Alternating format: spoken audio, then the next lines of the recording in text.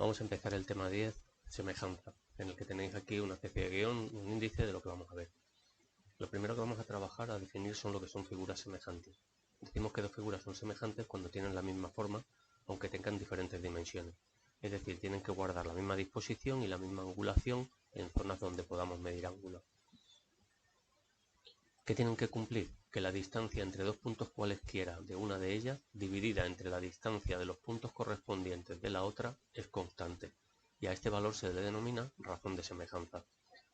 Si nosotros cogiésemos, por ejemplo, aquí en esta figura la distancia entre la torre y la base, y en esta la distancia entre la torre y la base, su cociente siempre va a ser constante. Sería igual que si yo divido la distancia de este tamaño o de este segmento entre la de este segmento, que sería el homólogo o correspondiente dentro de la figura.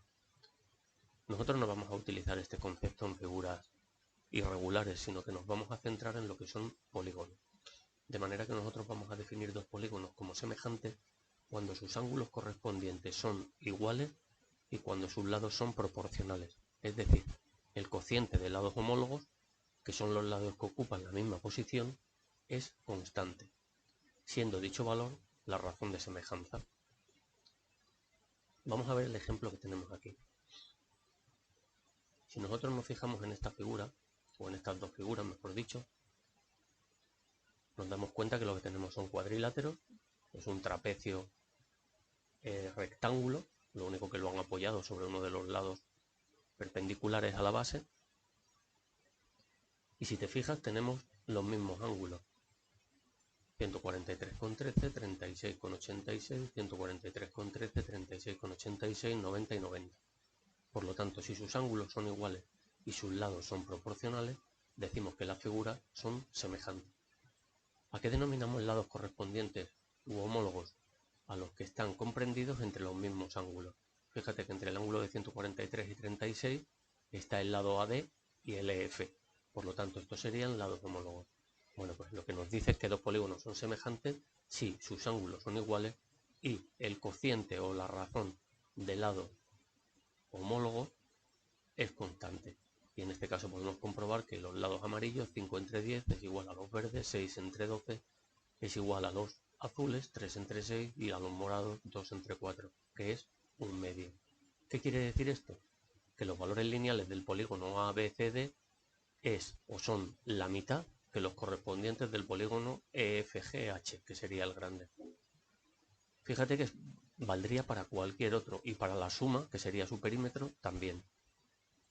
Este valor, que se denomina razón de semejanza, lo podemos aplicar a cualquier valor lineal de la figura.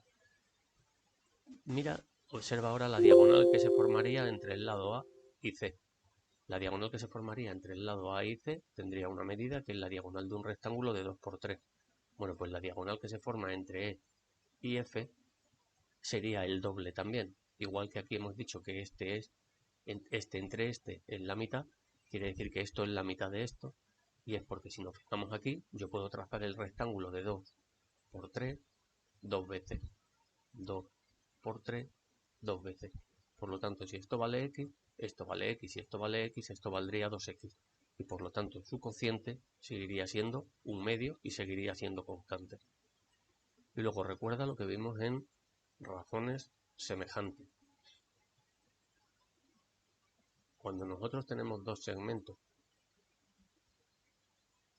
y queremos ver cuál es su razón, la razón de los segmentos A y B, la razón de los segmentos A y B, por ejemplo 3 y 6, sería A entre B, 3 entre 6, un medio. ¿Qué quiere decir esto? Que el segmento A es la mitad del segmento B. Pero ojo que se puede tomar la razón al contrario. Si yo hago la razón de B entre A, me quedaría que es B entre A 6 entre 3, 2, y lo que quiere decir es que el segmento B es el doble que el A. Fíjate que la relación que nos da una semejanza es la relación del numerador al denominador, del antecedente al consecuente. Ojo con esto, que no se te olvide.